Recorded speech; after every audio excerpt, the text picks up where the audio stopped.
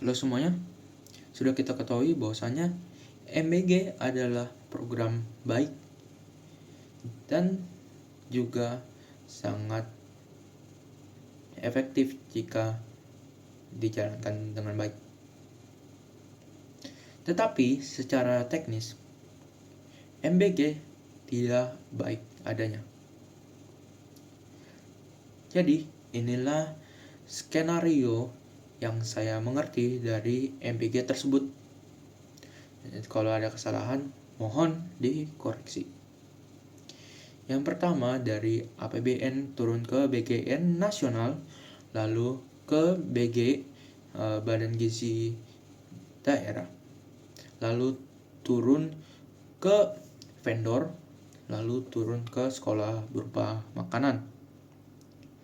Tentu ini sangat kompleks dan juga tidak efisien karena memerlukan birokrasi yang berlipat-lipat, menyebabkan expenses yang sangat banyak, dan juga membutuhkan validasi yang berlapis-lapis sehingga tidak efisien dalam waktu. Yang kedua, tidak mudah di-track atau tidak akuntabilitas. Kenapa? Karena ini berdasarkan estimasi produksi, estimasi unit yang basi, dan juga HPP bisa saja di markup, serta dinamika harga bahan-bahan yang tidak bisa kita prediksi. Tentu ini menyulitkan kita untuk men-track apakah anggaran tersebut terserap secara maksimal. Lalu yang ketiga, menciptakan kesenjangan ekonomi. Sudah kita ketahui bahwasanya vendor banyak dimiliki oleh pengusaha-pengusaha besar serta jenderal-jenderal. Tentu secara kesejahteraan mereka sudah baik adanya.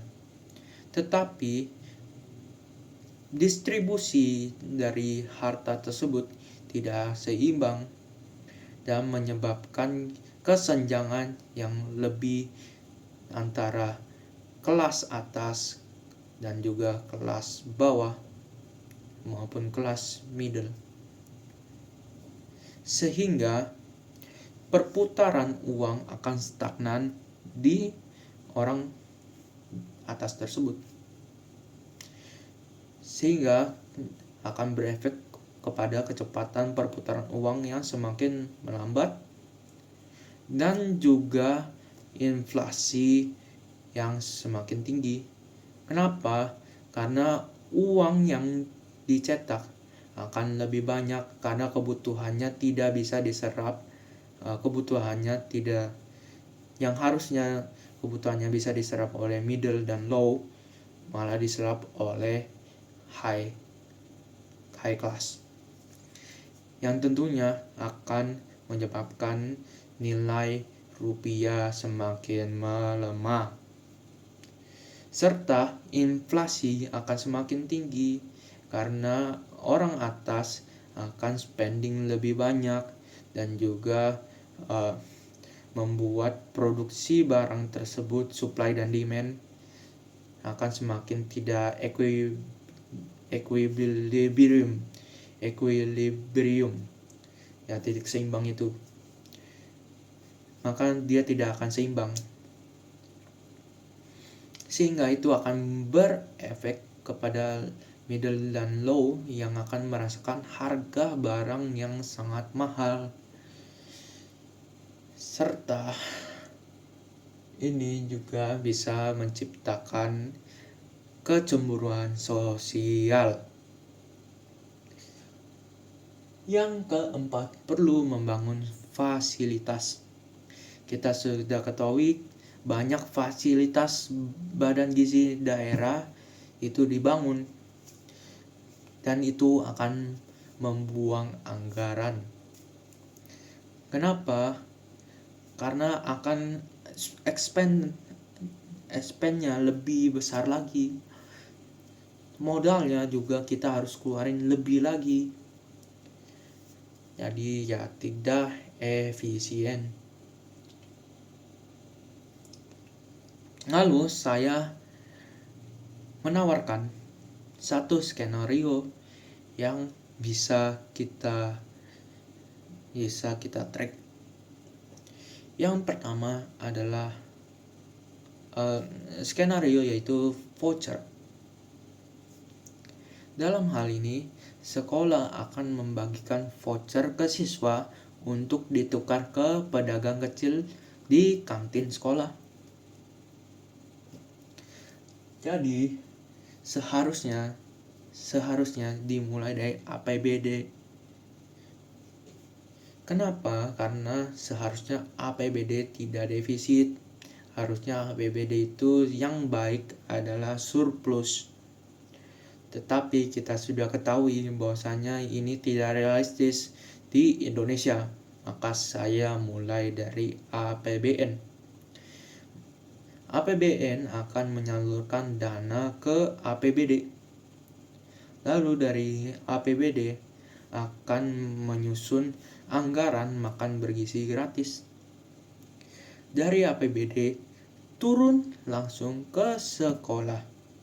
Sangat simpel. Hanya membutuhkan 2 lembaga, pemerintah dan sekolah. Jadi secara akuntabilitas lebih jelas.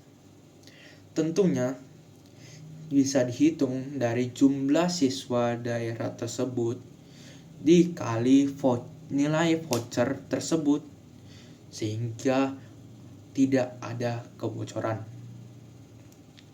Serta dari pihak sekolah akan menyalurkan voucher ke siswa. Dalam skenario ini mungkin saja terjadi fraud, yaitu sekolah tidak menyalurkan voucher, hanya menerima dana dari APBD.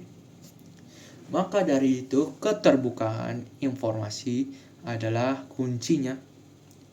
Jadi kita harus memberikan informasi bahwasannya sekolah mana saja yang sudah diberikan anggaran dan juga nilai dari voucher tersebut, serta memberikan spesifikasi anggaran dari MPK tersebut.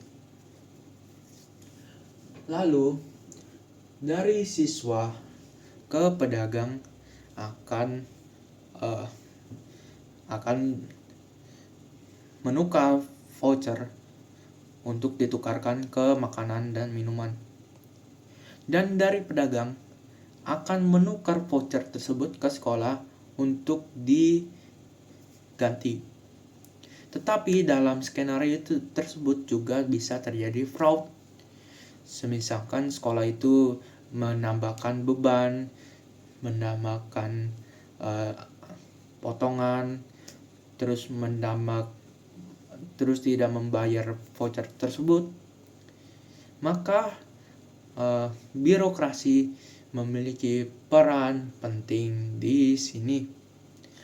Bisa dilaporkan ke dinas pendidikan untuk ditindaklanjutin sekolah tersebut berupa penyusunan kembali struktur dan juga suspend ke sekolah. Dan fraud tersebut bisa dilaporkan langsung ke dinas pendidikan. Lalu ini akan lebih simpel dan tidak membutuhkan biaya logistik karena sudah termasuk dari harga pokok tersebut. Harga jual sudah melebihi harga pokok sehingga tidak perlu lagi pemerintah untuk menambahkan anggaran logistik dan lain-lainnya itu yang tidak berguna.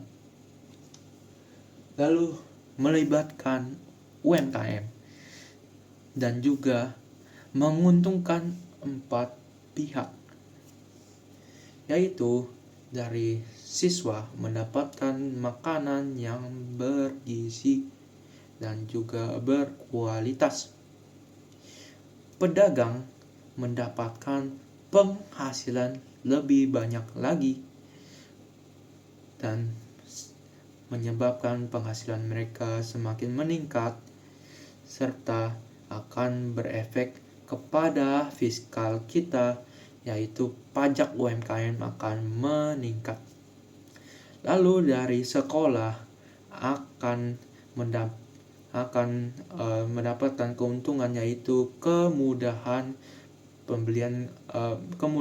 pembelajaran, sehingga siswa tidak perlu tidak lapar dalam masa pelajaran. Lalu yang keempat itu pemerintah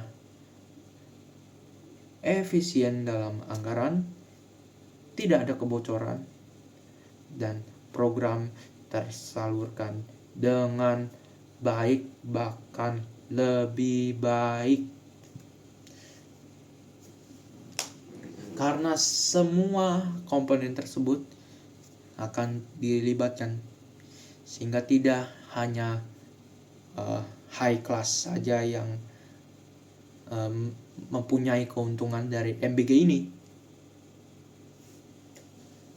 Lalu tidak perlu bangun fasilitas. Tentunya fasilitas di sini adalah modal produksi dari MBG tersebut.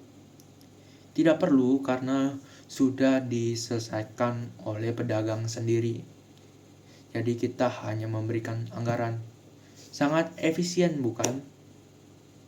Kenapa kita tidak menggunakan skenario tersebut? Coba diskusi di komen. Sekian. Terima kasih.